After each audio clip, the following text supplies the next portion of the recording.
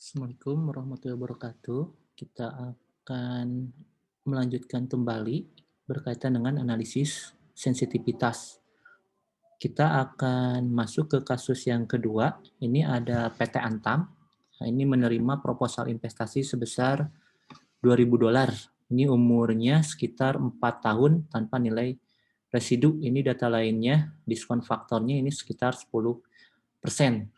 Nah, di sini ada data lainnya, ini ada unit yang terjual, ini sekitar 2.000 unit, lalu harga jualnya ini sekitar $3,5, ada fixed cost, biaya tetapnya sekitar $1.600, lalu ada pajak di 40%. Nah, ini kita ada data net cash flow tahunannya, ya, net cash flow sama income statement-nya. Yang pertama, di sini untuk penjualannya diketahui, ya. Tadi untuk unitnya yang terjual ini sekitar 2.000 unit, ada di sini ya, 2.000 unit nih. Harga jualnya di $3,5. Ini tinggal kaliin aja. Ini makanya hasilnya ini 7.000. Nah, lalu dimisalkan ini, dimisalkan ini variable cost-nya di 30%. Ya, dari penjualan. Berarti ini 30% dari 7.000, ini sekitar 2.100. Nah, tadi diketahui pula ini fixed cost sekitar 1.600. Nah, ini ada datanya 1.600. Selanjutnya depresiasi. Nah, ini depresiasi dihitung dulu. Ya, ini investasi. Nilai investasinya berapa? Tadi $2.000. Nah, dibagi 4. Ya, umurnya 4 tahun. Jadi ini depresiasinya hasilnya 500. Nah, lalu earning before tax-nya kita bisa hitung, ini tinggal dikurangin aja sales dikurang biaya dan depresiasi. Berarti 7.000 ya dikurang 2.100 kurang 1.600 kurang 500. Maka ini hasilnya sekitar 2.800. Nah, maka tax-nya untuk earning after tax-nya ini kita kurangkan dulu dari pajak. Pajaknya tadi 40%. Nah, 40% dari 2.800, nah, maka ini sekitar 1.120. Nah, maka earning after tax-nya, earning before tax dikurang 2.800 ini dikurang tax-nya. Nah, maka ini earning after tax-nya sekitar 1.680. Sehingga diketahui net cash flow-nya, NCF-nya, diketahui ini 2.180.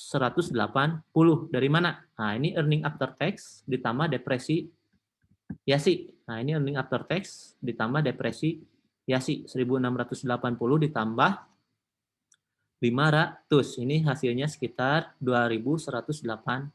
Kalau dihitung dari sini tinggal kurang-kurangin aja ya. Kurang dari sini nih. Ini 7.000 kurang 2.100 kurang 1.600 kurang 1.120. Nah, supaya gampang dari earning after tax aja ditambahkan depresi Yasi. Nah, kita akan menjawab ya net present value-nya berapa. Nah, tadi untuk investasinya sudah diketahui ya, tadi di 2.000 ya, ini investasinya. Nih, di 2.000 ya, investasinya ini 2.000. Nah, ini kita akan menghitung present value interest factor annuity-nya ya. Nah, caranya ini masih sama dengan yang kasus 1 untuk cara menghitungnya. Ini kita masukkan dulu rumus present value factor annuity-nya. Ya, annuity, sorry. Ini tinggal 1 dikurang 1 plus R. R-nya yang mana? R-nya yang diskon faktornya berapa? Atau biaya modalnya, kalau dikatakan biaya modal ini 10%. Maka ini 0,1 kan ya.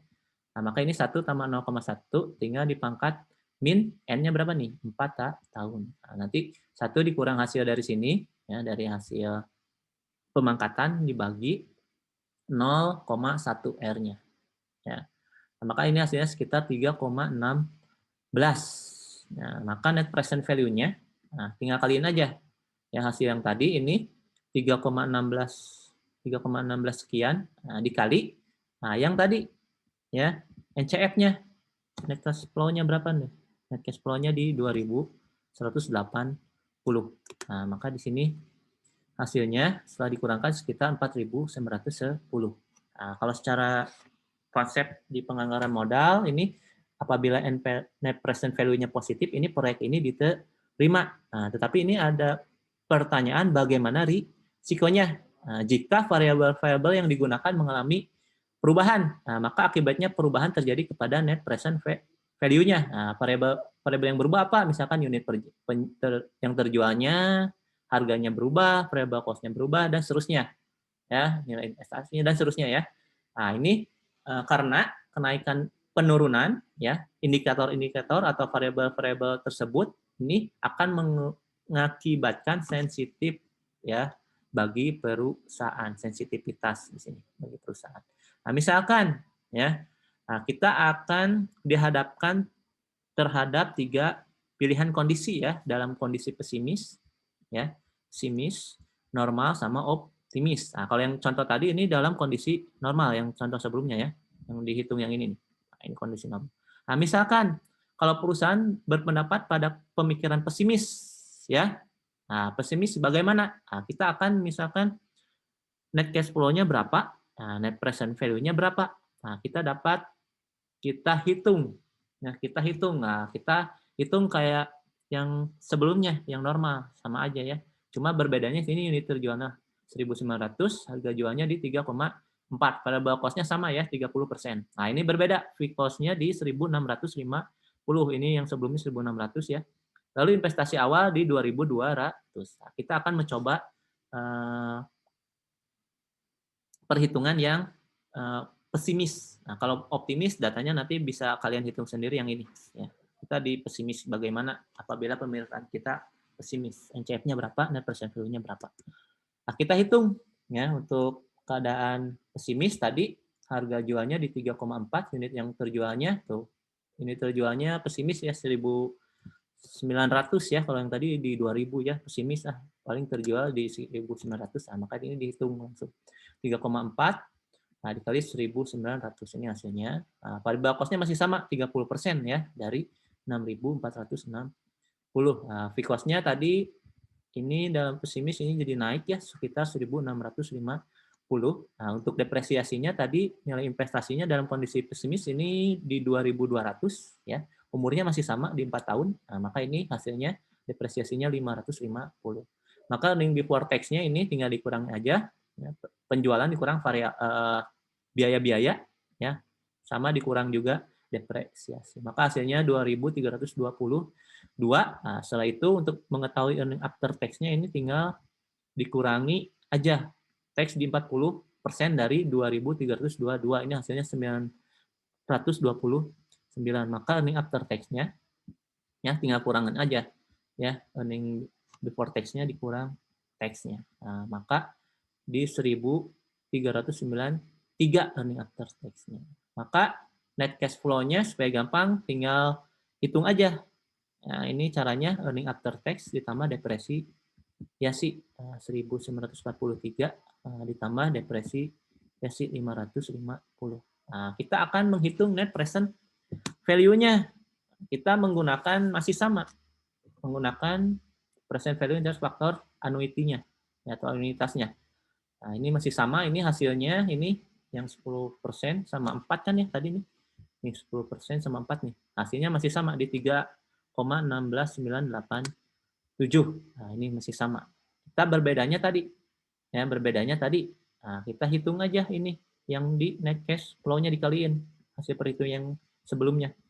Nah, 3,16 sekian dikali yang net cash flow-nya yang 1.943, dikurangi nilai investasi di 2.200. Maka nilainya ini dalam kondisi pesimis, net present value-nya di 3.959. Nah, kita lihat, ya, dengan adanya perubahan variabilitas dari normal ke pesimis, maka net present value-nya berubah secara drastis. Kita lihat dikurangin aja. Ya, net present value yang pertama 4.910. Nah, ini tinggal dikurang yang 3.959. Maka untuk net present value perubahannya ini sekitar 951. Nah, hal ini sensitif, ya, ini untuk penurunan net present value tersebut.